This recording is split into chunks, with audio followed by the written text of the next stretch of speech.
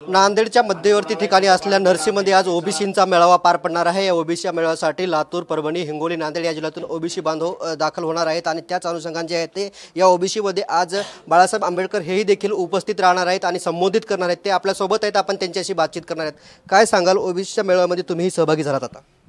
ते मी तर अगोदरपासूनच आहे, हा लढाच ओबीसीचा आम्ही सुरुवात केला होता।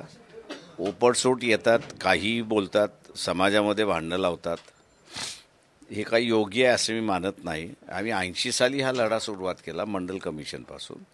तेव्हा कधी वाद झाला नाही आणि तेव्हा कधी असताना समाजामध्ये भांडणं झाली नाही।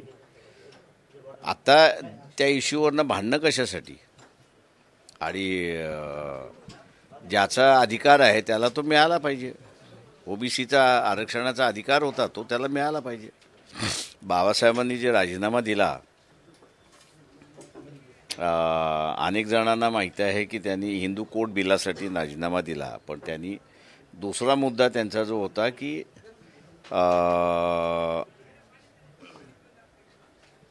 शूद्रांना जे आम्ही आश्वासन दिलं होतं की आरक्षणाच्या संदर्भातलं एक कमिशन नेमलं जाईल आणि ते कमिशनमार्फत आरक्षण दिलं जाईल, नेहरूंचं सरकार ते करायला तयार नव्हतं म्हणून त्यांनी राजीनामा दिला होता त्या ठिकाणी। तेव्हा हा लढा जो आहे आगे पिछा न माहिती असताना अनेक जण त्याच्यावरती भाष्य करायला लागलेले आहेत असं मला त्या ठिकाणी दिसतंय आणि म्हणून तो चुकीच्या दिशेने चाललाय असं मी त्या ठिकाणी मानतोय। तो आत्ता जी स्वरूप आहे ओबीसी वर्सेस मराठा, हे खरं आहे की मराठा ज्यावेळेस सत्तेमध्ये होता त्यांनी ओबीसीलाही न्याय दिला नाही, पण त्याच्याचबरोबर त्यांनी असणाऱ्या गरीब मराठ्यालाही न्याय दिलेला नाही। हे सगळे मी ज्याला म्हणतो की हे निजामी मराठी आहेत। या निजामी मराठ्यांना असणारा महाराष्ट्र लुटायचा होता, त्यांना असणारा कोणाचाच विकास साधायचा नव्हता, म्हणजे ओबीसीचा नाही, एससीचा नाही, ट्रायबलचा नाही, किंवा ज्या गरीब मराठ्यांनी त्यांना सत्तेवरती बसवलं त्या गरीब मराठ्याला सुद्धा त्यांनी लुटले अशी असणारी परिस्थिती आहे। त्याच्यामुळे हे लुटारूंचं सरकार होतं, त्या लुटारूंच्या सरकारच्या विरोधात आपण लढलं पाहिजे। मनोज जरांगे पाटील 20 तारखेवरती आता ठाम आहेत। मुंबईमध्ये मुंबई जाम करण्याची त्यांनी घोषणा केली आहे, तशी तयारी सुरू झाली, कसं बघताय?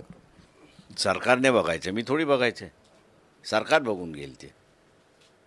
आपण सरकारला काही सुचवू इच्छिता काय आरक्षणासंदर्भात? ओबीसी असं सरकारमध्ये आहे, बीजेपीचं सरकार आहे, ते आम्ही त्याच्या विरोधातले आहोत।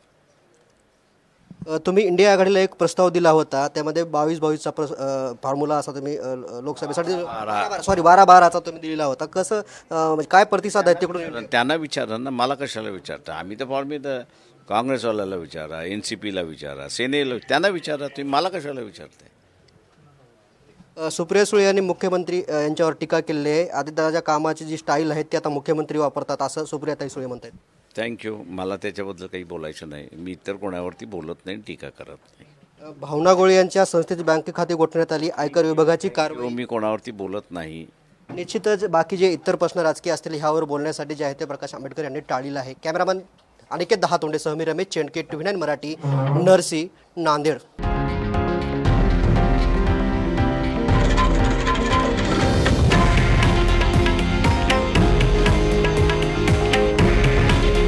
हे आहे देशातील नंबर 1 न्यूज नेटवर्क आणि आपण पाहत आहात TV9 मराठी। काळजी तुमची, हित महाराष्ट्राचं।